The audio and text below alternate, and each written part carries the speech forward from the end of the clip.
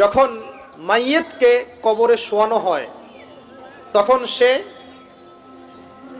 তাকে দাফন করে যাওয়া ব্যক্তিদের হাঁটার খসখস আওয়াজ শুনতে পায়। এরপরে তাকে যখন শুইয়ে দেওয়া হয়, সে যদি মুমিন ব্যক্তি হয় তাহলে তার মাথার দিকে তার সালাত এসে দাঁড়িয়ে যায়। দুনিয়াতে আপনি যে নামাজগুলো পড়েছেন, আমি যে নামাজগুলো পড়ছি, এগুলো মাথার দিকে দাঁড়িয়ে যায়।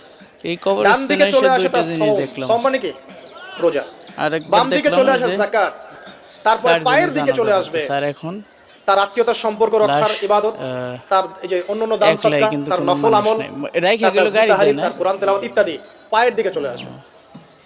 এখানে একটা হাদিস এসেছে সূরাতুল মুলক, যে ব্যক্তি রাতের বেলা তেলাওয়াত করবে, কোন সূরা ভাই?